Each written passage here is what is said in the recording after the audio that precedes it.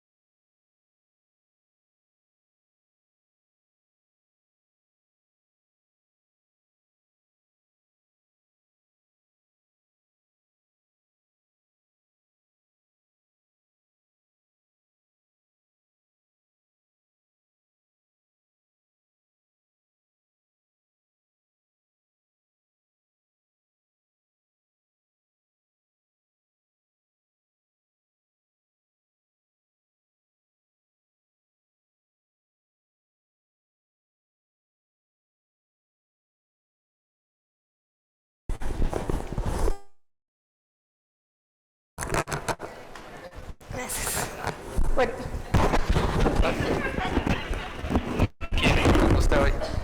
Se nota que no voy a ser conductora de televisión. Bueno, es habitual que el paciente llegue ya con su estudio de densitometría. Y en este caso es un masculino de 68 años de edad que acompañó a su esposa porque ella se iba a hacer su densitometría. Y bueno, pues dijo, yo tengo artralgias y me hago la densitometría. Recordemos que hace tiempo se hacían las campañas y todo el mundo se hacía densitometrías. Y la verdad es que no es así. Entonces, la primera pregunta que les quiero hacer, ¿es suficiente para la densitometría ósea para valorar a estos pacientes? Levanten la mano, sí o no. ¿Es suficiente o no? Pues no, ¿verdad? Entonces, por definición, la osteoporosis es una enfermedad degenerativa, pero es silente. Así que la mayoría de los pacientes que sienten dolores articulares o dolores de huesos, en realidad no es un síntoma de osteoporosis. Y esta enfermedad pues se compromete la fuerza ósea, la densidad y la calidad ósea y por lo tanto lleva a un riesgo de fractura. Así que la expresión clínica máxima de la osteoporosis es la fractura, como lo es en la hipercolesterolemia, pues el infarto. Entonces, recalcamos que a un paciente con una fractura vertebral es asintomática. Realmente es un problema de salud pública, hay muchos pacientes, impacta la calidad de vida, sobre todo aquellos que ya tienen una fractura vertebral, e incrementa la mortalidad en aquellos pacientes que ya han tenido una fractura de cadera y la mortalidad se incrementa más en aquellos pacientes que son hombres de 3 veces más que las mujeres, aunque las mujeres padecen más de osteoporosis. Así que debemos hacer bien las cosas y la pregunta es ¿a quiénes vamos a evaluar? Y de acuerdo a las guías, debemos evaluar a todas las personas, todas las mujeres que tengan más de 65 años. ¿A quiénes más? A las mujeres posmenopáusicas que tengan factores de riesgo, como vamos a ver más adelante. Generalmente nos olvidamos de los hombres. Si los hombres, como vimos, tienen mayor mortalidad, si tienen una fractura, pues bueno, también hay que valorarlos y está indicado valorarlos en aquellos pacientes que tengan 70 años o más o de menor edad pero que tengan factores de riesgo. Aquellos que hayan tenido una fractura sin trauma mayor, es decir, una fractura por fragilidad, y esto significa que sea una caída de su propia altura. no un accidente automovilístico por rayos X, pero esto me parece un poco subjetivo, o toda persona que ingiera esteroides por más de 3 meses, es decir, con 7.5 miligramos de riesgo para osteoporosis. Y en realidad yo casi ya no los veo, que ya todo mundo familiar entonces una menopausia en osteoporosis puede presumir mucho porque una de las causas es el hipogonadismo, el tabaquismo, el alcoholismo y siempre investigar osteoporosis secundaria. ¿Cómo vamos a evaluar a este paciente? Pues bueno, la historia clínica es primordial, debemos investigar qué padecimientos tiene, qué medicamentos está tomando, si hace o no actividad física, si toma, si fuma, etcétera. La exploración física pues pueden llegar bien, pero pueden llegar con datos signos de gifosis y evaluar el riesgo de fractura por el FRAX, que es la evaluación de que lo vamos a ver más adelante. Hacer obviamente la densitometría y si es necesario una radiografía de columna toracolumbar. ¿Por qué toracolumbar? Porque las fracturas vertebrales se ven más frecuentes en T11, T12 y L1. Dentro de las causas secundarias es importante y quiero recalcar la ingesta de medicamentos. Es muy frecuente que por una artrosis les inyecten esteroides o estén tomando medicamentos o que ni siquiera sabemos y bueno, ya los vemos con pacientes con Cushing iatrogénico. Algo importante, las personas que tienen hipotiroidismo es muy común, casi el 70% de las personas con hipotiroidismo están sobredosificadas de hormonas tiroideas y este es un factor de riesgo también para osteoporosis. Y la diabetes mellitus, tanto tipo 1 tipo 2, también son factores de riesgo. Y aquí tenemos una serie, el hipertiroidismo, como ya lo vimos también, este es factor de riesgo para osteoporosis. Y hay diversas causas, inmovilización, hay que recalcar que las personas que llegan con su densitometría ya leyeron que tienen osteoporosis, ya ni siquiera se quieren mover, y al contrario, deben de activarse para mejorar su masa ósea.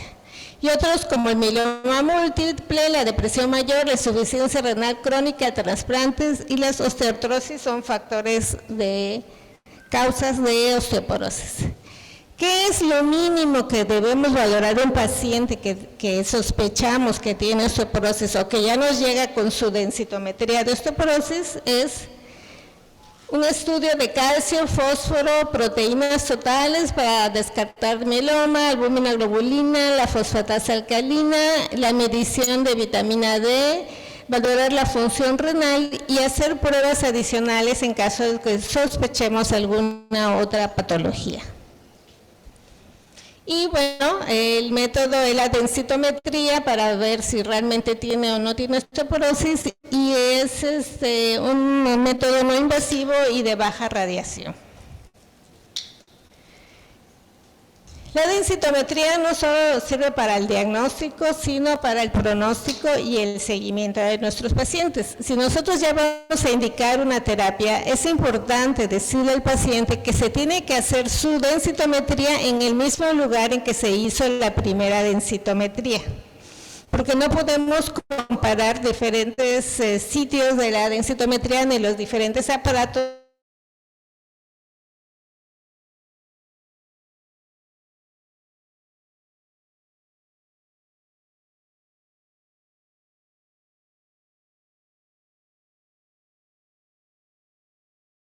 la técnica que se y así los criterios de la OMS nos dicen que una masa normal, ósea normal es de más o menos una desviación de estándar tomando en cuenta el score D osteopenia entre menos 2.1, yo diría menos 2.4, y osteoporosis de menos 2.5 hacia abajo, o sea, menos 3, menos 4, etc. Bueno, menos 4 ya es muy severo. Y ya una osteoporosis establecida osteoporosis complicada sería aquel que tiene una masa ósea baja y una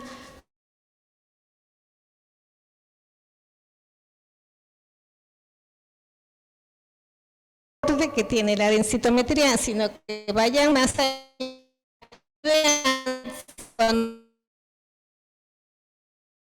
alinear.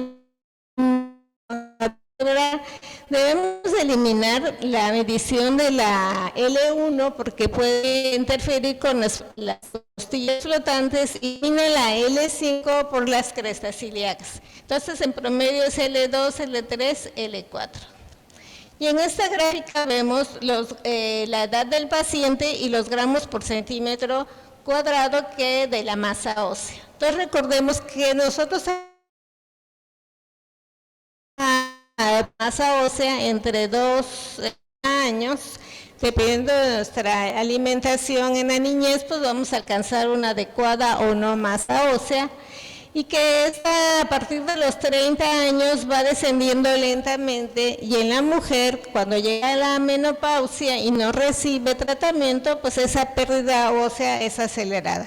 De ahí que la mujer tiene mayor riesgo de osteoporosis. Entonces, en esta gráfica es el centro más una desviación estándar hacia arriba y menos una desviación estándar hacia abajo.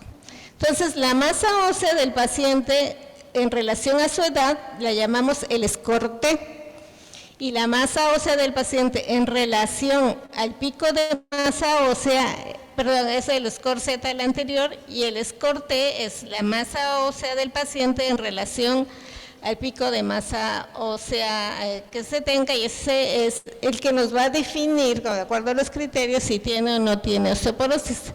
No sé si alcanzan a ver la numeración, pero yo tampoco, pero bueno, pero es menos 2.5. Si este paciente que está alejado de la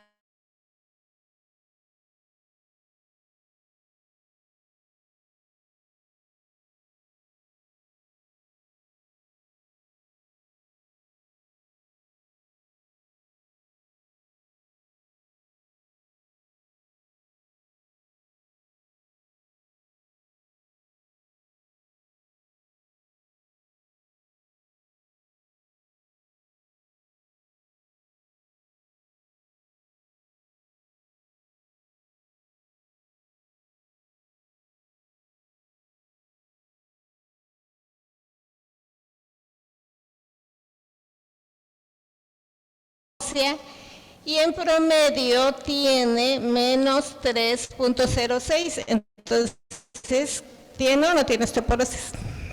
Por supuesto que tiene osteoporosis, y completamos el estudio en este paciente en donde sus proteínas totales, albúmina y globulina, están normales, la fosfatasa alcalina normal, y el calcio está en 12.7, el fósforo en 1.9, y en estos dos factores, ¿están normales o no? El calcio y el fósforo. ¿Cómo está el calcio? Elevado, o sea, de 8.5 a 10.5 es lo normal, tiene 12.7, y el fósforo está bajo. Entonces, ¿ustedes qué sospecharían que tiene? Calcio alto, fósforo bajo.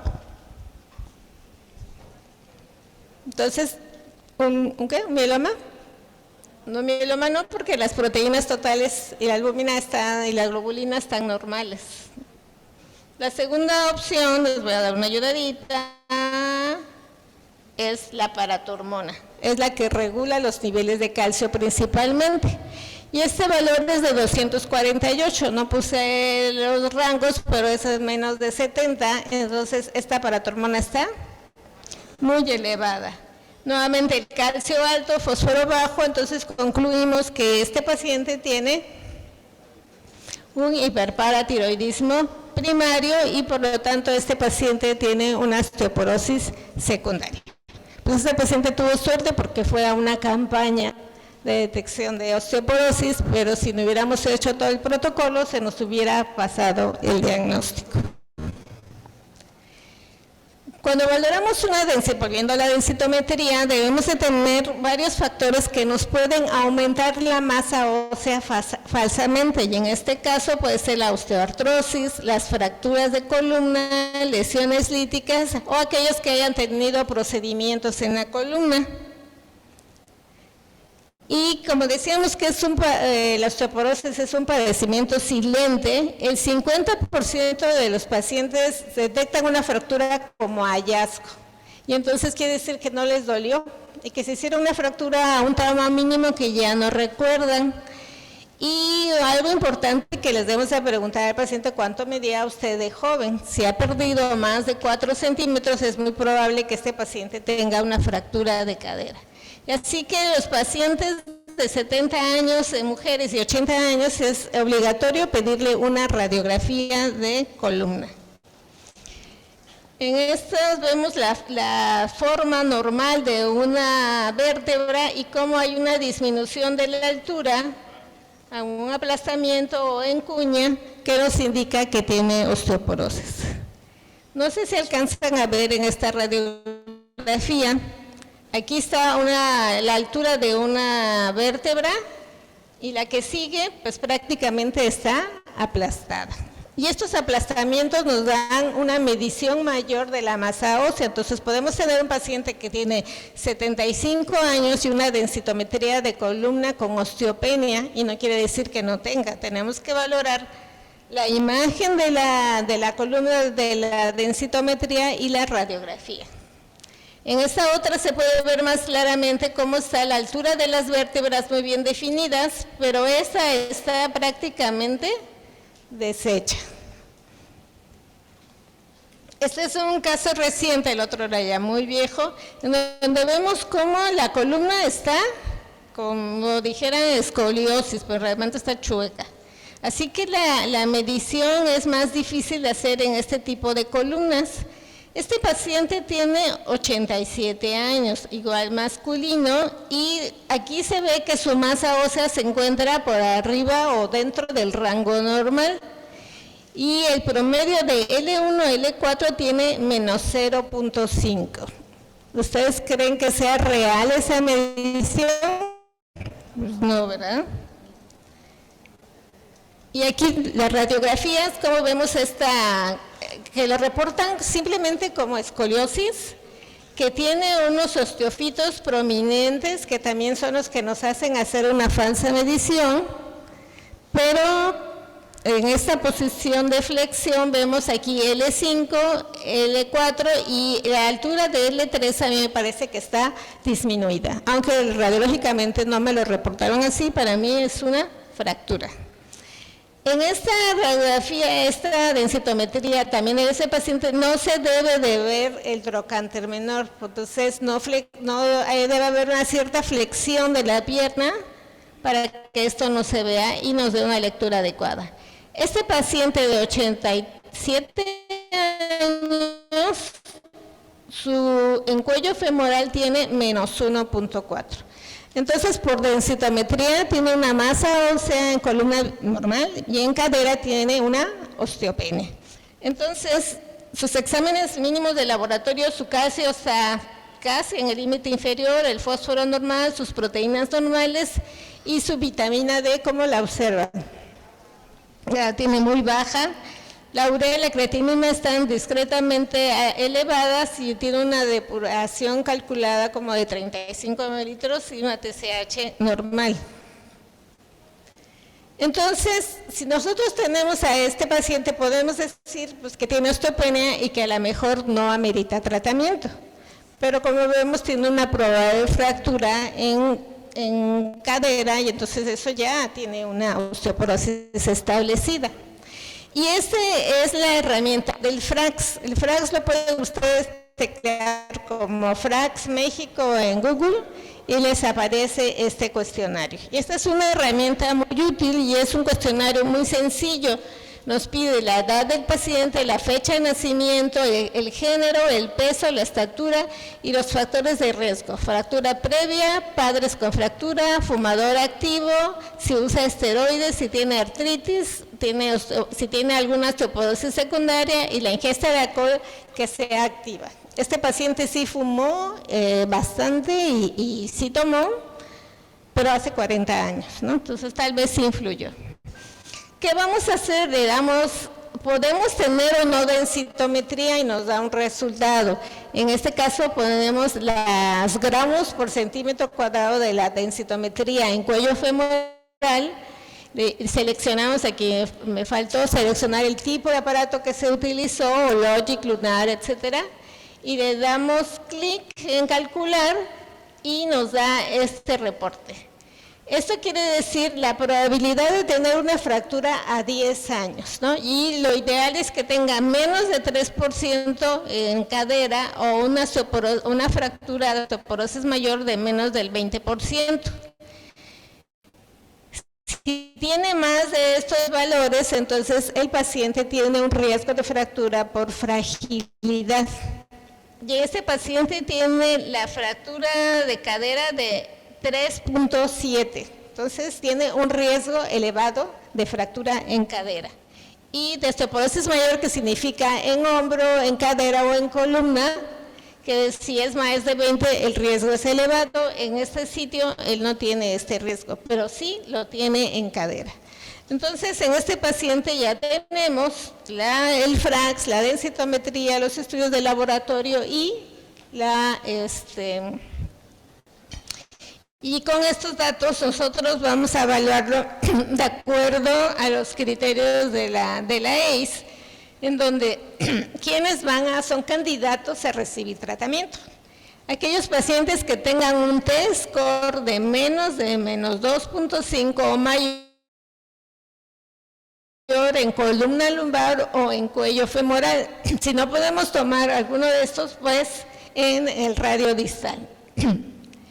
O que tengan una fractura debido a un trauma menor por fragilidad, en ausencia de cualquier otra enfermedad, independientemente de que tenga de su T-score. En pacientes con osteopenia de -1 a -2.4 y una fractura por fragilidad en columna, cuello femoral o antebrazo distal. Y esto encaja en nuestro paciente de 87 años. Y por último, otro punto es pacientes con osteopenia y riesgo de fractura basado en el FRAX. Y este paciente tiene más de 3.7%. Este paciente cumple con estos dos criterios, por lo tanto, es candidato a tratamiento. O sea, no solamente el paciente debe tener una densitometría de -2.5 para iniciar tratamiento, sino con esta herramienta podemos ayudarnos a definir quién va a recibir tratamiento y quién no. También hay un software instalado en los densitómetros y nos va a dar la microarquitectura trabecular, que es el score trabecular óseo, y no sé si aquí en Veracruz lo tengan, la verdad no he investigado, pero es una herramienta más para evaluar la microarquitectura. Tenemos otras herramientas como son los marcadores óseos, sobre todo la osteocalcina como marcador de formación. En suero tenemos los de resorción, fosfatasa alcalina, telopéptidos, piridolinas, o en orina las piridolinas o los N-telopéptidos. Y estos nos van a ser de utilidad para saber si el paciente está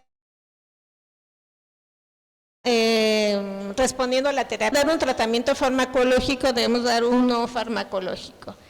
Evitar el tabaquismo, el alcoholismo, de la cafeína, puede ser 1 taza o 2 tazas de café al día, pero no más, no comer muchas proteínas y investigar la ingesta de calcio. Casi pocos ingieren o ingerimos más de 1 gramo o 1.2 gramos al día, por lo tanto se suplementan con tabletas de calcio, que no quiere decir que sea el tratamiento para la osteoporosis, y sobre todo suplementar con vitamina D. Los requerimientos normales son de 400 a 800 unidades, pero estos requerimientos se incrementan puesto que tiene el paciente deficiencia de vitamina D. Ahorita con la pandemia se dio muy de moda usar la vitamina D y la siguieron tomando y los pacientes ya andan con niveles altos que pueden ser tóxicos. Entonces, si sus niveles son bajos, lo ideal es que tengan entre 20 y 30 o 30, un poquito más, para decir que tiene suficiencia en pacientes con osteoporosis, pero no darlo por dar. Hacer ejercicio porque va a fortalecer los huesos y la masa y entonces esto va a disminuir sobre todo las caídas. Y esto es muy, muy importante. Hay pacientes que no pueden gastar, tienen suficiente dinero para darse la oportunidad de un tratamiento, entonces con estas medidas generales y evitar sobre todo las caídas, ayudamos mucho al paciente. Hay varias opciones de tratamiento, los bifosfonatos antes de 1990 se ligan a la hidroxiapatita y es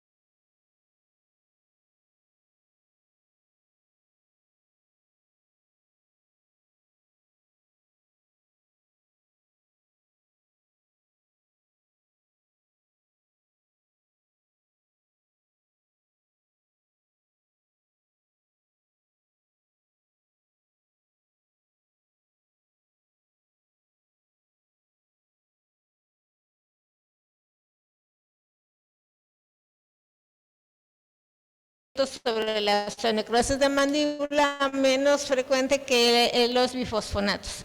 Es especialmente útil en pacientes con bloqueo hormonal por carcinoma de próstata y todo sea utilizado a dosis altas. El raloxifeno también puede ser un tratamiento preventivo para la osteoporosis y está indicada, ayuda para reducción de riesgo de cáncer de mama, pero no está indicado para tratamiento de cáncer de mamas. Está contraindicado en aquellos que hayan padecido tromboembolia pulmonar y puede incrementar los bochornos en aquellos pacientes que aún están todavía en etapa de climaterio. Los formadores, la valoparatide y la teriparatide, esta no la hallan aquí, pero sí la teriparatide es un péptido de PTH modificada, la dosis es de 20 microgramos al día y está aprobado para pacientes que tienen muy alto riesgo de fractura, o sea, pacientes con una masa ósea muy baja y con riesgo de caídas o que no ha respondido a otras terapias puede ser utilizado. Y puede tener efecto de hipercalcemia y su duración total es de 2 años. El romosozumab también es un anticuerpo monoclonal que actúa contra la esclerosina y esta permite mayor actividad de la osteoblástica, es un medicamento muy efectivo y también está aprobado para pacientes con osteoporosis de muy alto riesgo de fractura, es inyectable mensualmente y puede usarse durante 1 año. Y no debe de usarse en aquellos pacientes con alto riesgo cardiovascular. De todos estos fármacos, los antirresortivos, los bifosfonatos y el durvalumab actúan sobre todo en todos los sitios de riesgo de fractura, vertebrales, no vertebrales y de cadera. No hace el ibandonato, que no tiene mucho efecto sobre la fractura de cadera y las no vertebrales. Lo mismo el raloxifeno solo actúa a nivel vertebral, el romosozumab por corto tiempo de estudio y seguido del bifosfonato tiene efectos sobre los 3 niveles, y la teriparatide también en cata, pero menos efecto y sobre todo más efecto sobre columna. Y bueno, creo que ya me pasé de tiempo, pero en conclusión, hay que hacer la densitometría, los estudios de laboratorio, las radiografías y decidir el tratamiento. Osteoporosis, tanto hombres como mujeres, y lo más importante es que mantengamos una masa ósea saludable, alimentación, y todas las mujeres que están en posmenopausia pues deben de recibir tratamiento si no hay una contraindicación. Muchas gracias.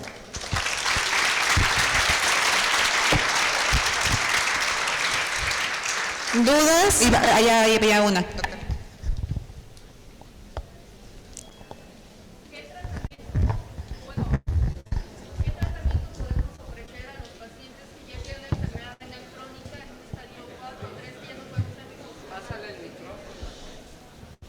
Ahora, la pregunta es, ¿qué tratamiento se daría a aquellos pacientes que tienen insuficiencia renal crónica? Es una muy buena pregunta. Ya vimos que el alendronato no lo podemos utilizar, tiene un riesgo también de hipocalcemia.